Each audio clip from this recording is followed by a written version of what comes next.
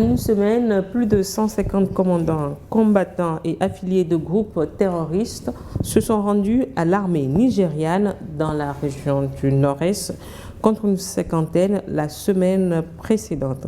Alors, Bouraïba, est-ce que cette augmentation marque un tournant dans la lutte contre l'insurrection qui ravage le Nord-Est du Nigeria depuis plus d'une décennie? Absolument. Absolument, ça marque un tournant à partir du moment où il y a deux adversaires et à un moment donné, il y a un qui dépose les armes ou bien il y a une partie qui dépose les armes. Et en une semaine, je crois que de 50, on est passé à 150 personnes. Ça veut dire qu'il y a une pression qui exerce sur le côté adverse. Je vais parler des groupes terroristes et autres.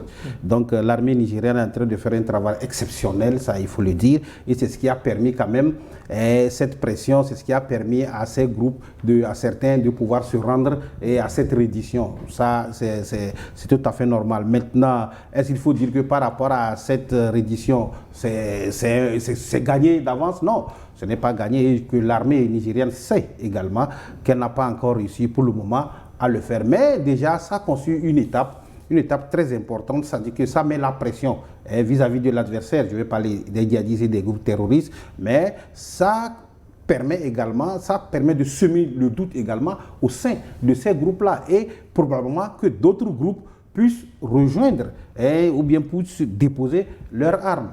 Et ça permet également d'avoir un certain nombre de renseignements au niveau de l'armée nigérienne, parce que ceux-là qui seront arrêtés, probablement, vont donner un certain nombre de renseignements. Maintenant, il faut faire en sorte que ceux-là qui sont arrêtés soient bien traités. Quand je dis bien traités, qu'il y ait une vraie insertion, qu'ils se disent que là d'où ils ont quitté, ce n'était pas mieux par rapport à là où ils se retrouvent. Si nous, on ne le fait pas du jour au lendemain, tout peut arriver. Alors, Credo, est-ce qu'il faut croire ces terroristes? Est-ce qu'il faut croire ces terroristes? Non, je crois qui se sont rendus aujourd'hui. Non, si ces terroristes se sont rendus, c'est que préalablement, il y avait eu un travail qui a été fait à leur endroit. Et ce travail constitue aujourd'hui le côté visible, c'est le tournant de la lutte contre l'insurrection qui a ravagé cette zone nord-est du Nigeria. Et aujourd'hui, Tchaboré le dit, ce que avec la reddition de plus de 150 combattants, donc ce n'est que le résultat de ce que on peut mettre dans l'ensemble comme pression militaire, comme renseignement offensif et appel au désengagement. Donc d'autres vont suivre. Si en quelques semaines, ils sont passés de 50 à 150, donc cela voudrait traduire aussi cet affaiblissement de des capacités opérationnelles de ces groupes armés. Donc, c'est dire qu'il y a ce ressenti, il y a ce besoin, il y a cette énergie non seulement de déposer les armes, mais de s'affranchir de ces groupes djihadistes. Donc, vous allez voir que la prochaine étape des forces armées maliennes, c'est maintenir la pression nigériane. Donc, on en est finalement sorti de l'AES de Jean-Luc, les amis de Jean-Luc. Donc, je crois qu'il s'agira dans les prochains jours, dans la continuité de ces résultats obtenus, de maintenir la pression sur la pression militaire pour provoquer d'autres redditions. Et je crois que lorsque ces redditions vont s'accentuer, ça ne fera qu'affaiblir ces groupes terroristes. Alors, Jean-Luc, certains combattants s'étaient rendus il y a quelques années uniquement pour fuir la saison des pluies ou le manque de ressources avant de reprendre les armes. Quelle assurance l'État fédéral a cette fois-ci? Assurance, je dirais que ces rebelles, ces terroristes qui se rendent, je pense que c'est parce qu'ils sont contraints. D'accord? Ils n'ont pas le choix par rapport à ce que Credo et Bouraïman viennent de dire. L'État nigérien est aujourd'hui en train de montrer une capacité de frappe de force, de démontrer une capacité de frappe de force vis-à-vis de ces terroristes, Boko Haram, l'État islamique et autres. Donc, on peut dire que la stratégie a changé et que cette fois-ci, ce n'est plus la saison des pluies. Non, je ne pense pas que ce soit la saison des pluies, non. C'est parce que la force, en tout cas, qui est en face maintenant, c'est une force qui a été renforcée et le Niger a fait un beau travail. Ce qui fait qu'aujourd'hui, ces terroristes-là sont obligés de se rendre à l'État nigérian.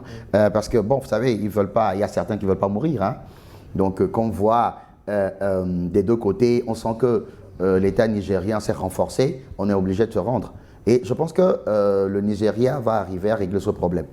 Mais non, du terrorisme. Et contrairement en fait, à d'autres pays qui musellent leur pays, musellent l'AES par exemple, on muselle la population pour pouvoir régler le problème. Le Nigeria fait face au problème de terrorisme, mais le Nigeria s'efforce en matière de démocratie. On organise des élections, les gens ont la possibilité de s'exprimer. C'est ce que je dis.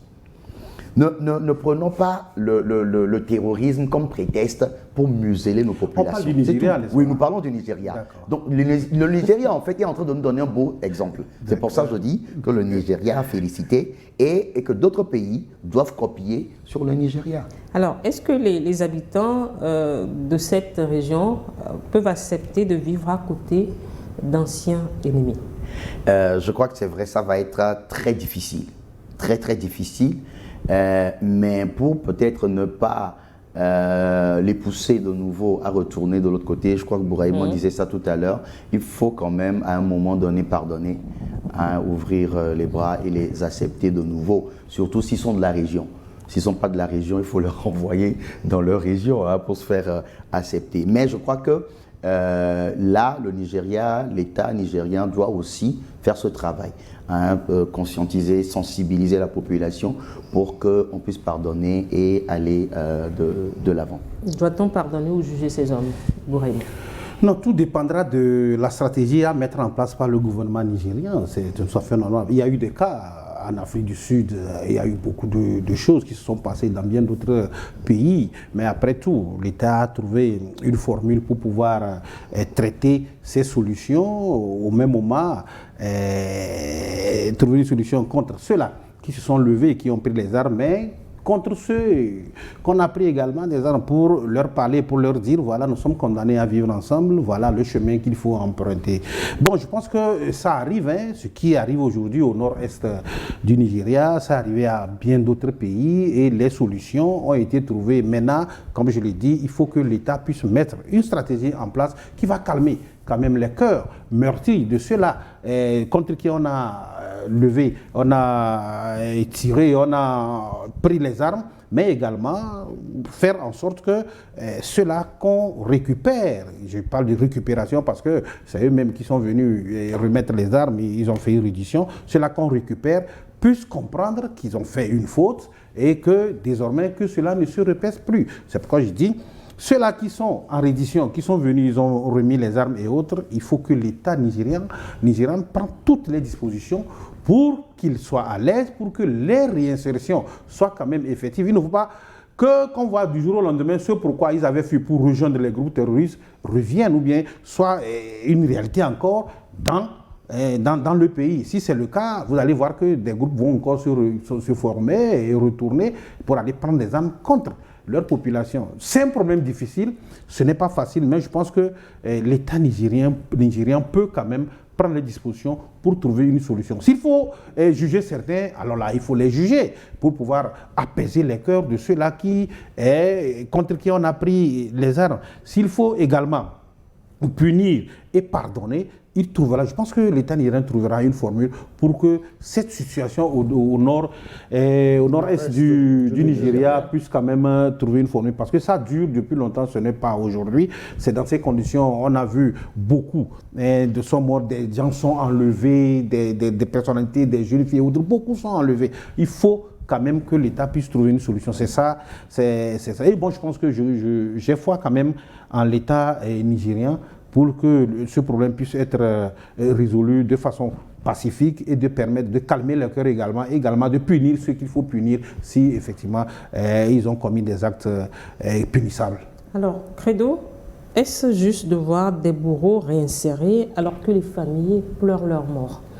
Oui, donc je crois que c'est ce que Tchaboré disait. Donc aujourd'hui, la première étape, c'est de les accueillir, mais il faut travailler également sur le côté psychologique des populations pour dire oui, c'est vrai qu'à un certain moment, ils s'étaient désorientés, mais on peut les accepter, on peut vivre avec eux. Vivre avec eux, c'est donner des garanties à ces populations qui ont subi les actes néfastes de ces personnes qu'on voudrait accueillir, tout en appelant à un certain sens poussé de pardon et de réconciliation. Donc il faut penser également à des stratégies de réparation, pas seulement réparation matérielle, mais la réparation psychologique aussi de ces cœurs qui sont meurtris. Donc il va falloir que, outre l'aspect politique de la chose, où on parle de la reddition de 150 combattants, donc quel est l'impact sur les populations qui ont vécu les affres de ces combattants. Donc, il faudrait évaluer tout cela. Il faudrait également sensibiliser, jouer un rôle capital auprès de ces populations qui ont subi ces affres de ces combattants, en ce sens qu'ils puissent pardonner et oublier. Maintenant, il y a un autre volet qui est ressorti des discussions. Donc, je crois que symboliquement, on peut trouver des mécanismes pour apaiser ces populations. Et la voie la plus plausible, c'est de voir les chefs de ces mouvements, si on peut, dans une certaine mesure, essayer de les mettre devant leurs responsabilités, quitte à décréter une certaine amnistie pour un meilleur vivre ensemble. Donc, il revient au gouvernement nigérian de voir quelle est la formule la plus idoine. Mais déjà, c'est un succès d'étape. S'il y a ces convictions exprimées par ces anciens combattants de rejoindre l'armée régulière, de faire cette reddition. Donc c'est déjà une bonne volonté également de leur part de déposer les armes, de ne plus continuer à jouer le rôle néfaste qu'ils avaient joué. Donc on peut leur accorder le bénéfice du doute. Mais accorder le bénéfice du doute ne voudrait pas dire baisse de vigilance. Alors Jean-Luc, est-ce que cette reddition aura un impact sur la campagne pour la présidentielle de l'année prochaine, de janvier prochain, qui vient tout juste de s'ouvrir? Oh, c'est clair. Vous savez, c'est sûr que les politiques exploiteront cela. Quand ces terroristes se rendent à l'armée régulière, ce sera sur l'actif du président, de l'actuel président. Le président sortant. Voilà. Et il présentera cela durant la campagne. Comme quoi il a essayé de régler le problème du terroriste et il battra campagne avec cela. Et donc, moi je pense que c'est un plus pour lui. Et de toutes les façons, il faut le lui reconnaître, c'est sous sa présidence que cela a été fait. Et donc, il a la possibilité de l'exploiter pour sa campagne. Ah oui, l'autre aspect, c'est de se demander si ce n'est pas un scénario qui a été monté. Ah oui, il faut se poser la question si ce n'est pas un scénario qui a été monté pour pouvoir donner cet avantage-là au président sortant. Parce qu'on est proche des élections. C'est vrai, je n'ai pas les clés, je n'ai pas les preuves de ce que je dis. Mais s'exprime sur des situations dont il n'a pas la clé. Non, je dis, je n'ai pas la clé, mais c'est possible. Ce sont des analyses, c'est une éventualité, c'est possible. Puis on a vu dans d'autres pays, il y a eu ça, dans des grandes démocraties même, il y a eu ça. Les gens sont servis des situations pour pouvoir booster leur taux de popularité. Ça existe, il y en a. Et c'est possible que ce soit le cas au Nigeria. Je ne confirme pas, mais je dis que c'est possible. Donc, moi, je pense qu'il faut, quoi qu'il en soit, je pense qu'il faut quand même mettre une stratégie en place aujourd'hui au Nigeria par rapport à cette zone pour trouver une formule de calmer les cœurs meurtris. Mais au même moment, je l'ai dit, de punir ceux qu'il faut punir, et même si ceux-là sont au sein de ceux qui ont fait la reddition, il faut les punir pour montrer ou bien pour éviter qu'il y ait d'autres candidatures demain. Si on les punit, est-ce que cela ne va pas ralentir d'autres qui voudraient rejoindre également les rangs de l'armée? Oui, c'est ce que je dis. Il y a une formule qu'on peut trouver pour les punir. Trouver une formule pour les punir ne veut pas dire qu'on va les éliminer. Non, il faut travailler là-dessus. Et c'est un grand travail que le gouvernement nigérien doit faire. Nous avons vu dans d'autres pays, nigériens doivent faire. Nous avons vu dans d'autres pays, ça a réussi. D'autres pays ont fait cela, ça a réussi, bien que après, qui est aujourd'hui avec les réseaux sociaux, ce sentiment tente de renaître. Nous avons vu en Côte d'Ivoire où il y a eu une situation de crise, de guerre qui est arrivée, les gens ont tué, mais ils sont arrivés à faire la réconciliation. On peut le faire également au Nigeria et particulièrement dans cette zone du nord-est. Non, je crois que l'épreuve aujourd'hui pour les autorités nigérianes, c'est de démontrer cette capacité à gérer ces centaines de repentis, tout d'abord, et également à les réinsérer, comme on l'a dit tout au long de ce débat. Maintenant, la question de les juger sera un test majeur pour la consolidation de la paix. Donc cela est au libre choix des autorités nigérianes. Maintenant, il faut mieux les gérer si on veut engranger d'autres résultats. Il faut savoir mieux gérer ces 150 repentis pour l'instant pour encourager... Les ménager donc? Non, les gérer, donc ça va dans tous les sens politico-militaires, mais il faut également encadrer, disons, cette reddition pour que les gens, au bout de quelques semaines, ne retournent pas à leurs vieilles habitudes. Il y a beaucoup aussi qui se posent la question de savoir pourquoi c'est maintenant, au moment des campagnes, que on a eu cette reddition. Alors, nous passons au 4e et dernier sujet qui est consacré au Togo. Tu voulais me couper.